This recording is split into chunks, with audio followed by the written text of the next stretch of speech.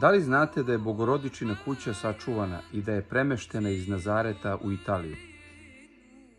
Nalazim se pred bazilikom Svete kuće u Loretu, jednom od najsvetijih mesta u Italiji, ali i u cijelom hrišćanskom svetu. Ovdje su 1294. godine krstaši preneli Bogorodičinu kuću iz Nazareta po padu njihove države u Palestini. Kuća se nalazi u središtu bazilike, dimenzija 9,5 puta 4 metra, obložena veličanstvenim renesansnim zidovima. U njoj je prema predanju rođena i živela presveta Bogorodica i tu joj se javio arhangel Gavrilo i objavio da ju je Duh Sveti odabrao da bude majka Isusu Hristu. Dimenzije ove kuće identične su ostacima temelja u Palestini gde se kuća nalazila. Nju su krstaši rastavili ciglu po ciglu, obeleživši svaku brojem sa namerom da je sklope na drugom mestu.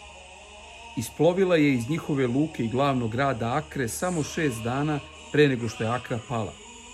Nakon mnogo poteškoća i pokušaja izgradnje na drugim mestima, kuća je sazidana na brdu iznad Rekanatija u oblasti Marke, a oko nje je građena bazilika od 1469.